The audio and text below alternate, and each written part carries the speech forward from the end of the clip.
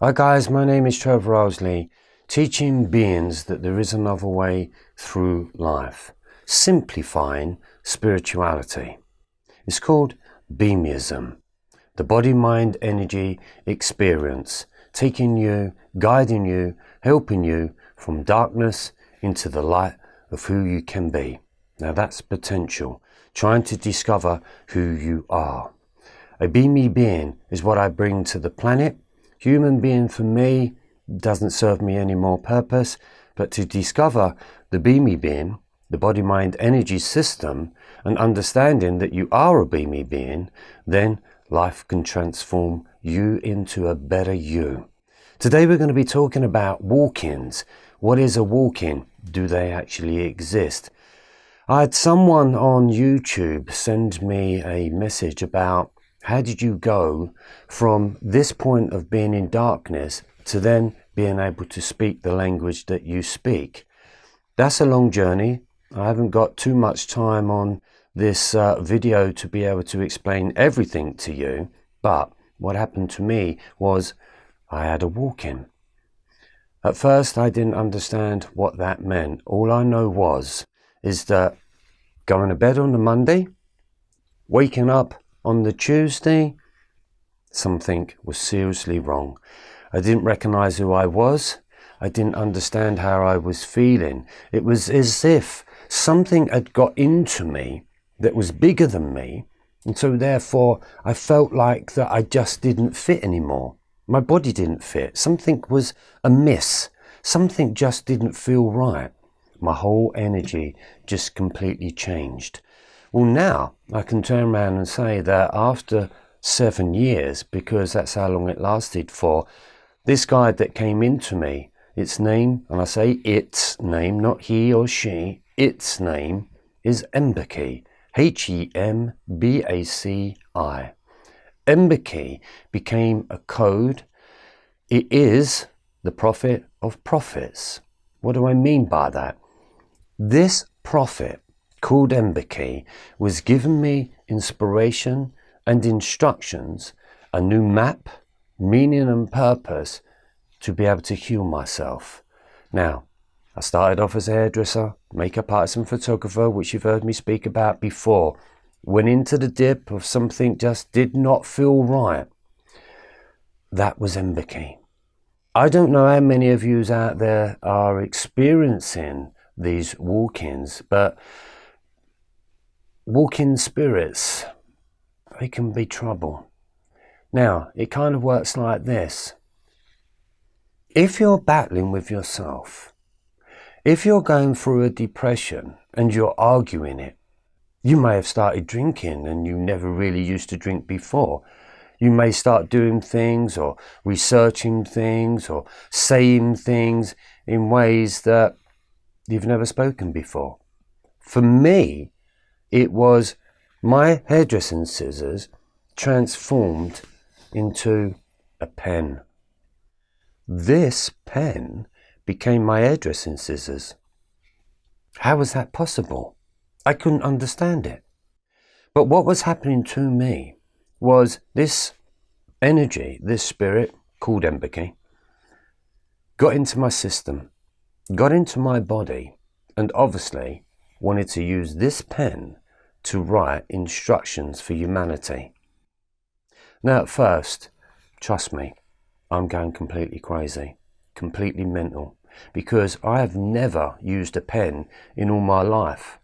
So why was a pen important? This pen became the truth. This pen told me all about my pains, my emotions, and my journey.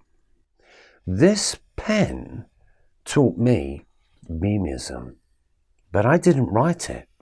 I'm not that clever enough of a man to be able to come up with this incredible, genius idea about a new way of being on the planet, the evolution of the human species. And I was going to be the man that was going to turn around and tell everybody human being is the wrong word. I cut hair. One length, layers. What shampoo do you use? What conditioner do you use?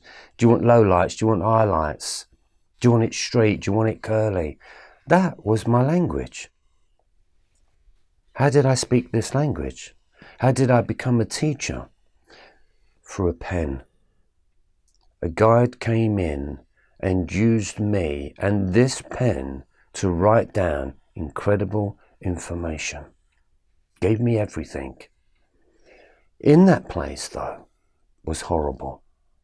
It really is like, it's hard to put it in words, but let me just think about this for a moment. It's like you've lived on your own for, say, 20 years in your apartment, and then all of a sudden a stranger turns up and is now living in your apartment. Things are being moved, things are being changed. There's different things in the bathroom cabinet. It just all changes. The mind starts to change. The emotion starts to change. Your energy starts to change. And it's like, one day you can feel all right. You feel like normal. And then all of a sudden, I just used to feel this energy, entity, spirit, Mbiki now, coming closer and closer and closer. At first you start to get cold. You may be experiencing a cold swirling sensation around your feet. I don't know how many of you are experiencing that. Maybe it might just be me. But there is a swirling cold energy. And you'll always know when spirit energy is around you because it's an internal coldness. Now, I don't mean because it's cold outside. You know, some of you live in some really cold climates. But it's an internal coldness. And it's an eternal coldness that it doesn't matter if you put yourself under the duvet covers with a hot water bottle or the electric blanket on, or you wrap up and you're wearing more clothes than you normally wear, and you still can't get warm. To me, in my journey, that was spirit attachment. I knew something attached itself to me because I was actually questioning, what is that? Why do I feel like that? See, there's the argument. If you are using your mind to sort of say to yourself, well, I don't want to feel like this. I don't know why I feel like this. Why do I feel like this? That means there is something else connecting with you or is very close to you. Let's put it this way. Let's put it in another way. For people that are feeling like that they're going through suicide, right? Now, this happened to me. I felt like I wanted to commit suicide, but my mind was saying, but I don't want to commit suicide. But the energy or the feeling of myself kept feeling like I wanted to commit suicide. This was madness because there's no way on earth I wanted to commit suicide. It didn't enter my mind to ever do that. But I was getting strange, strong feelings and emotions with an energy that just didn't want to live. It just wanted to leave the planet, just didn't want to be here. It took me some time to fathom out what was going on. An interesting thing was this. Previously, my brother committed suicide. Just lets you know how tough our lives were.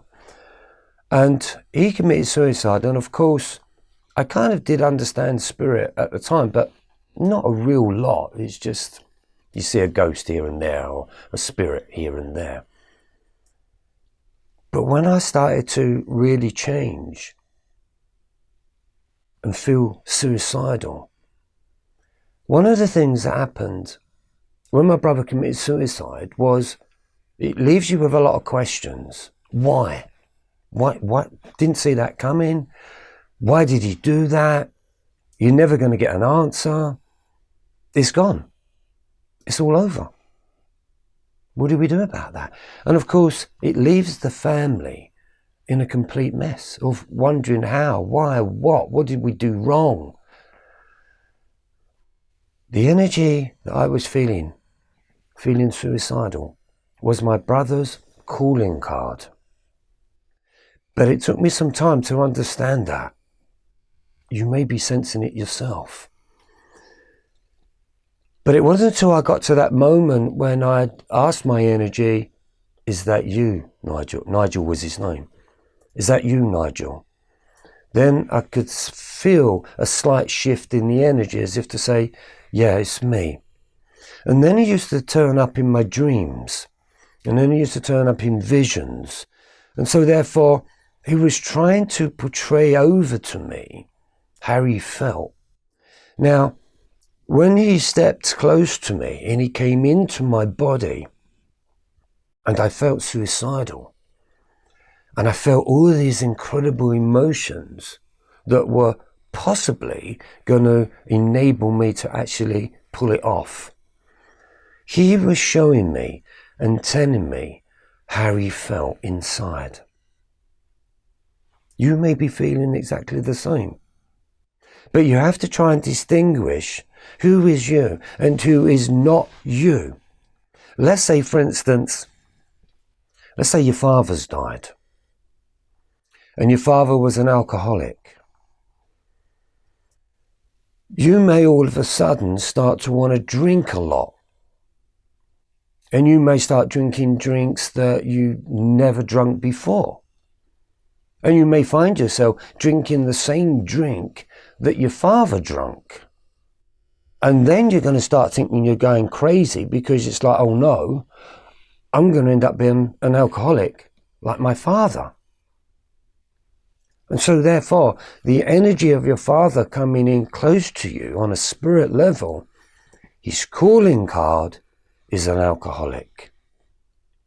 And that's how we interpret being a medium. I went to one of the top spiritual colleges here in London. I thought I'd go just to see if anybody had my answers. And so therefore we engaged in a form of channeling, trying to channel spirits to come close. I don't advise anyone to do that, actually. You know, it's not a good place to be, because anyone that's a psychic medium or clairvoyant, you're enticing a spirit to come close to you so that you can gain a message. But what you also got to understand is that being that left, whether you know them or you didn't know them, or they was actually part of your family, they didn't leave here with enlightenment. They didn't leave here with wellness and a sense of awareness and a sense of spirituality that they knew that they was going to turn into becoming a spirit. So what happens is, when we started doing this channeling, I knew something there wasn't right for me. And I was in a room with all the top psychic mediums from all over the world. There was about 70 of us. And one by one, they was getting up on the stage, and they were brilliant. You know, they knew what toothpaste you use. They knew that you've just rebuilt your bathroom. They knew what coloured tiles you had. They knew the streets that you lived in. They was absolutely fantastic. Hence, the best in the world. And I just put my hand up and I said to the teacher, I'm out of here. This is definitely not for me. At that time, I was still a hairdresser. So I just looked like a guy that had just stepped out of a Gucci magazine, because I used to wear Gucci all the time. So I said, I'm out of here. I'm gone. This is not for me. This is way over my head. So they said, listen, you're not going. You're going to try. You're here for a reason. I said, no, honestly, I'm going to go. I can't be doing this. This is too way out for me. They went, no, you're not going anywhere.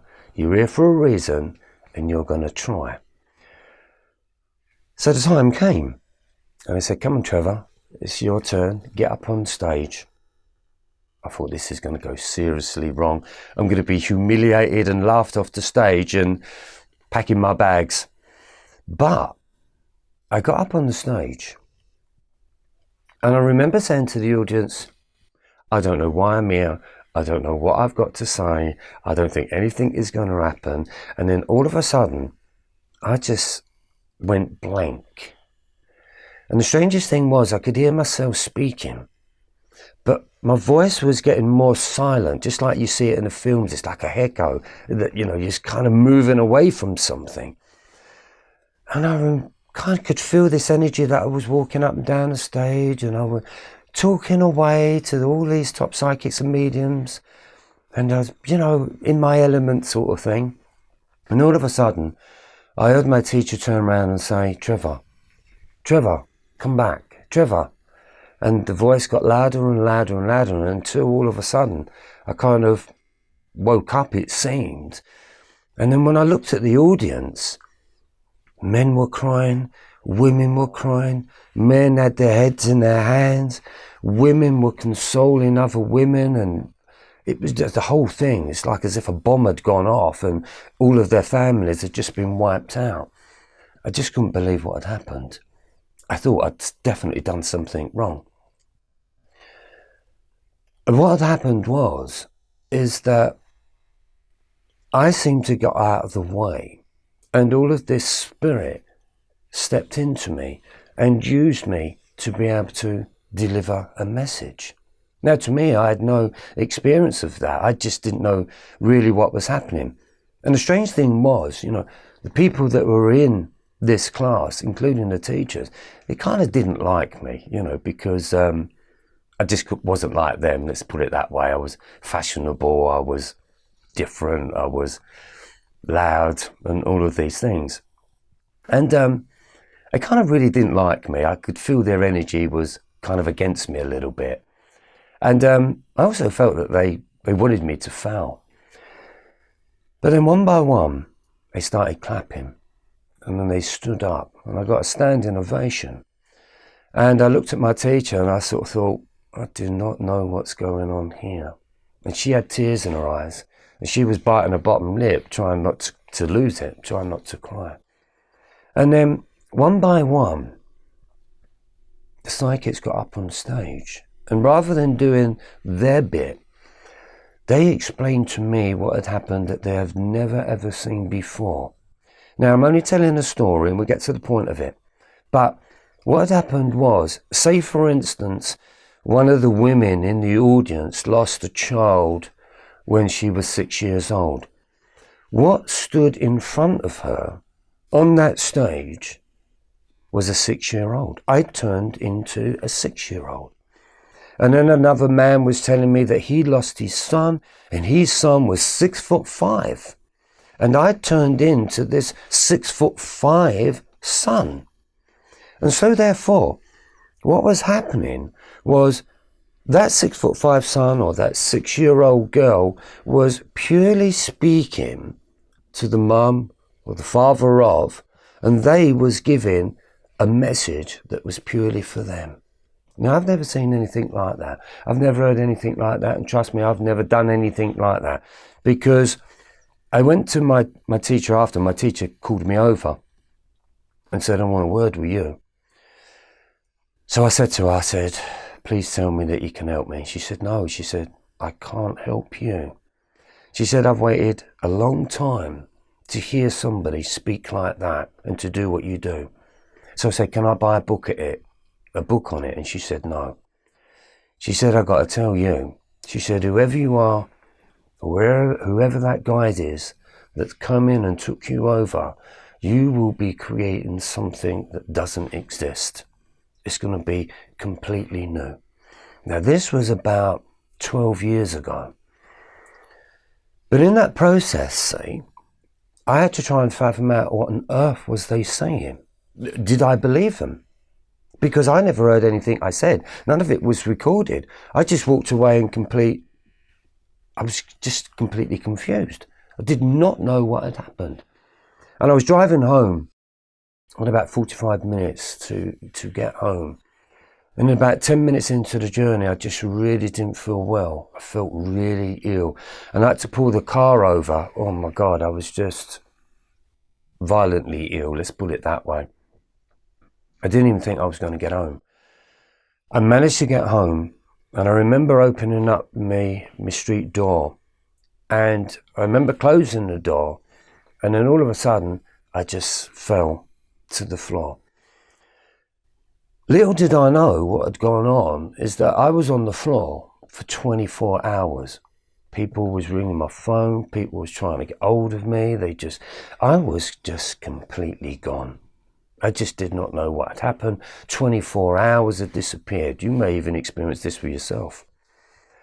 And that was the beginning of this strange, and I do mean strange, a very difficult understanding spirit, understanding who I was, who I am, who am I going to become. So to answer that question, what was I like before to what I'm like now? It's a shame you don't know me from before, because the person that you see before you now that teaches this stuff is definitely not the person that you would have known.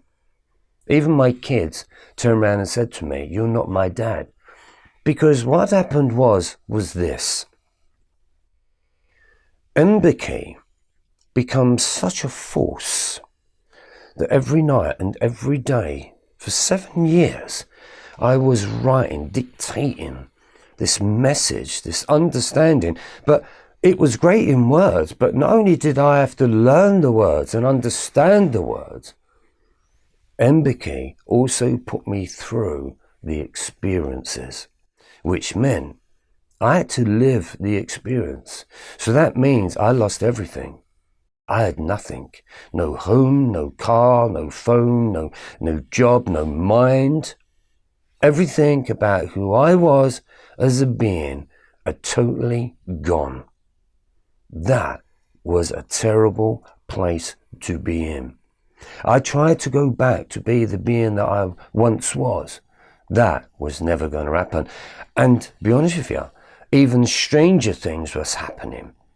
I would go back into hairdressing, make the arrangements that I was going to go and work for this place, and then get a phone call 2 weeks later that they've decided to close the shop. What is going on? So you may also find yourself in that place. You're trying to go backwards. It's not going to happen. So I had to learn to go forward. And that was the time when I started to surrender to the influence and the energy and the spirit of this prophet called empathy. So I said, okay, let's begin the work, shall we?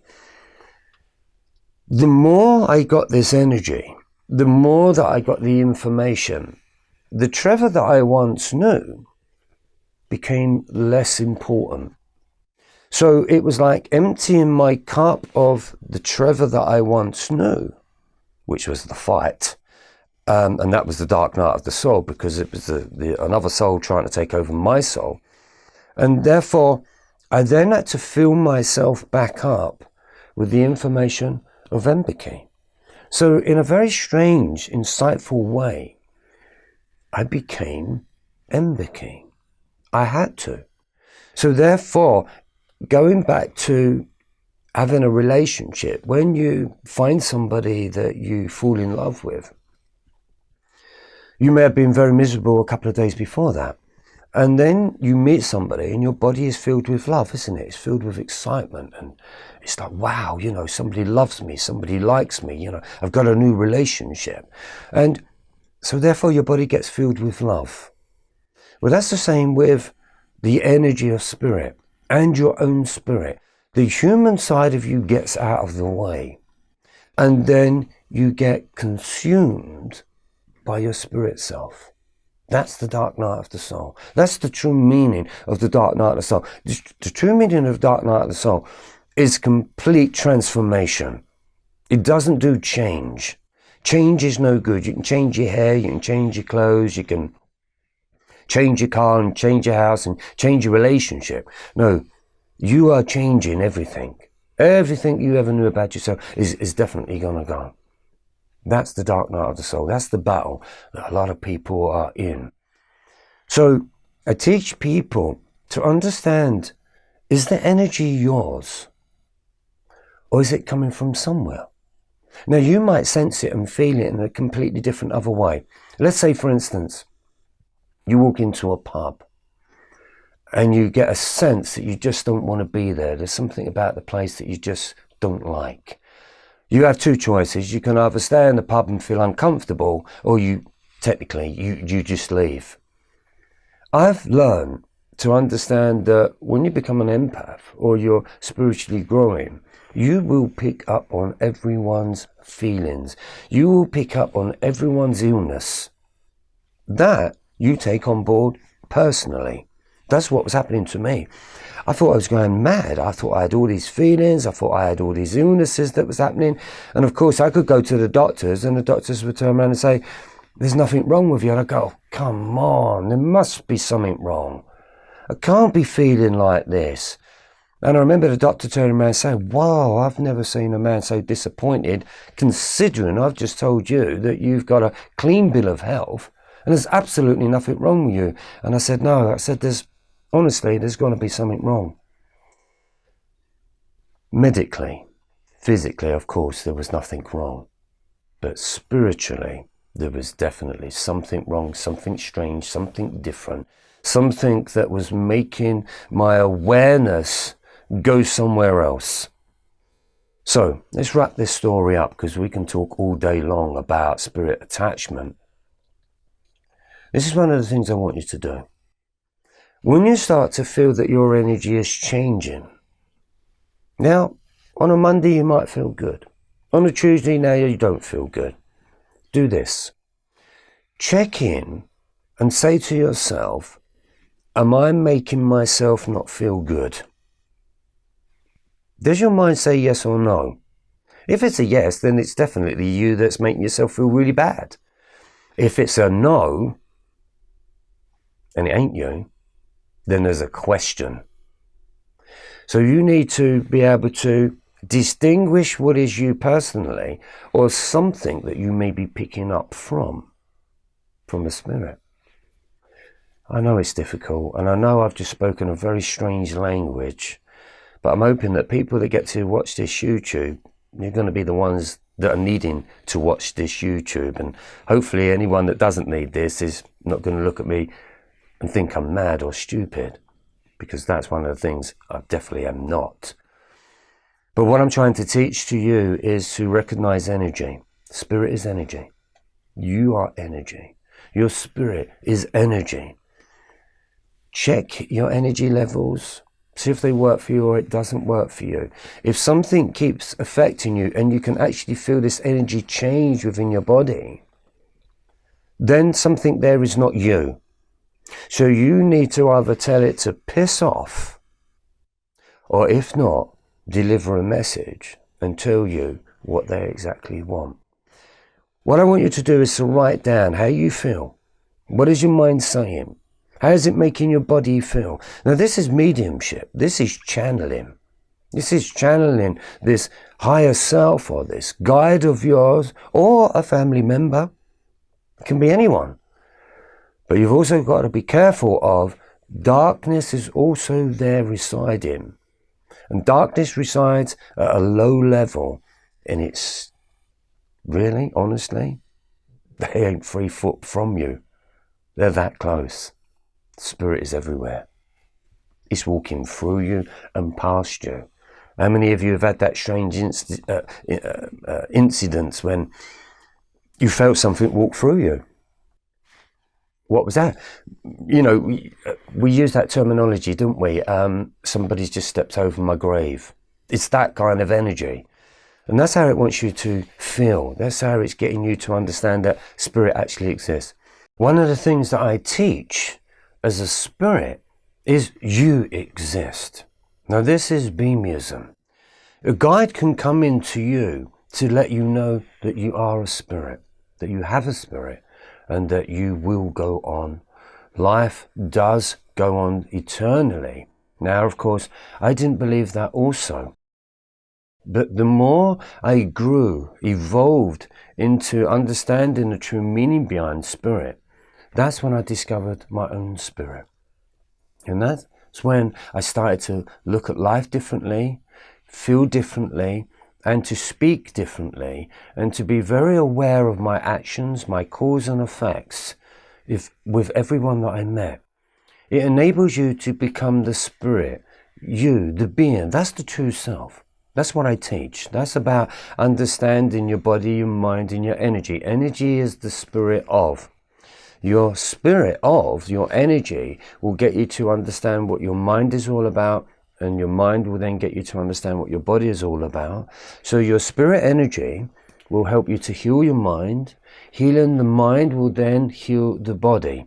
So it's about getting the Be Me, the body-mind energy, working as one.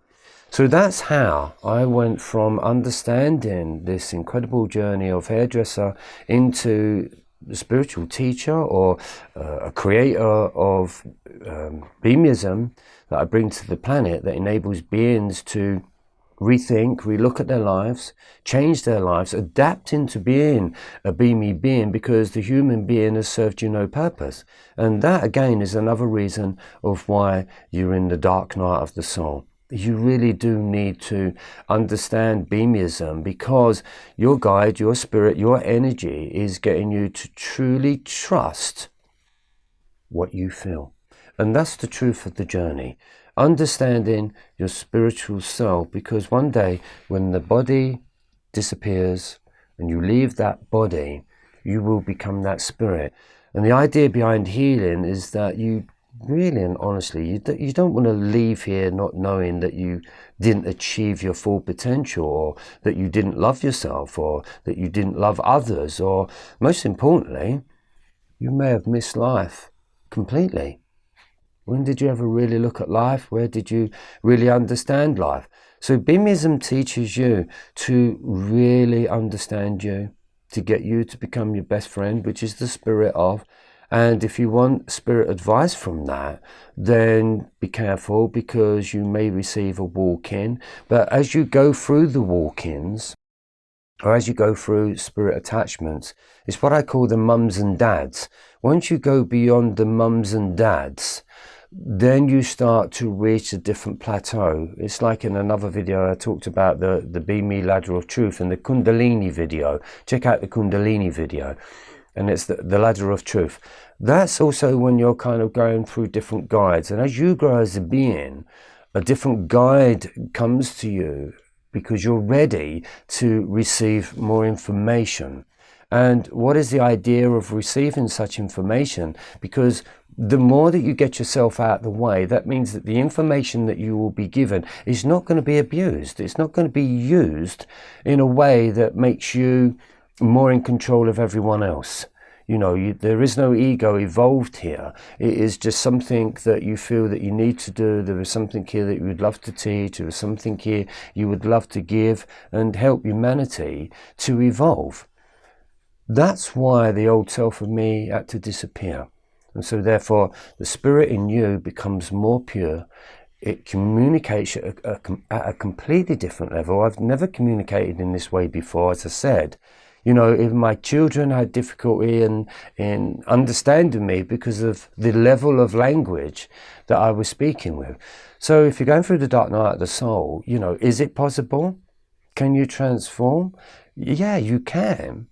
But it's understanding the information that I give. Because when somebody is in the dark night of the soul, that's what we call the dark soul, right?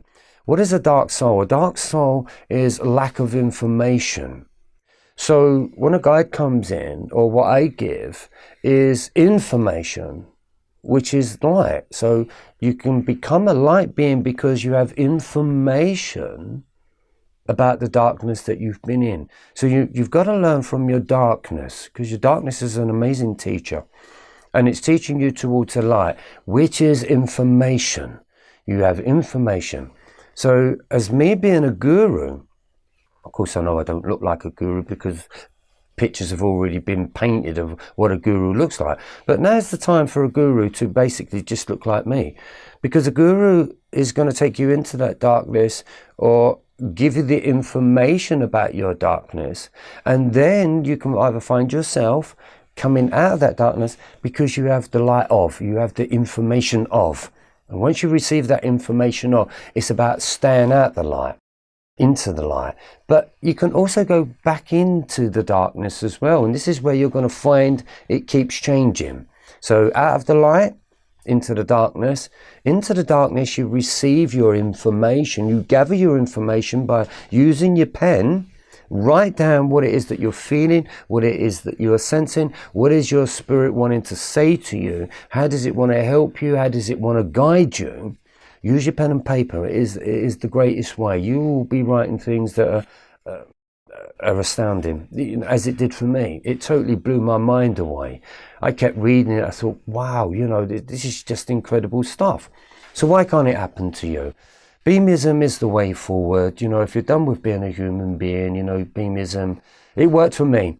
So I'm teaching it in the best way that I can. Some people like it, some people don't. But somebody has got to start something new somewhere. And it's going to be me. So if you want to get involved or you want to become part of the movement, because I'd also like to call it a movement, which I've only just started using, because I want there to be a movement of beamy beings coming away from the programming of being called a human being, because I feel that that is dumb. We're never going to grow or evolve as humanity if we keep adapting a human being level of consciousness and understanding. Nothing changes. It will always be the same. So come through to me. Facebook, Trevor Owsley, Teaching BEMEISM. There's information on there. Websites are kind of being looked at this moment. Books are being written at this moment. I'm trying to do my best on being able to give this information in the best way that I possibly can. But if you do want to have a Skype meeting with me, I offer out that as well. Details will be at the end of this video. So if you want to come through and explain your story, and I can help you and guide you and shed some light on the madness that you may be kind of going through. Because one of the things I discovered was when I was going through this, there was no one. I had to rely on spirit. I had to rely on an invisible force to be able to give me some information to basically save my life. So if you're in that place, hook me up. I'm always here. Right, time for me to go. Get ready for the next YouTube at some point. Please like, please subscribe. Let's let this channel grow. Let's see if we can start becoming beamy beings. My name is Trevor Owsley, teaching that there is another way through life, and it's called BEMEISM. See you on the other side.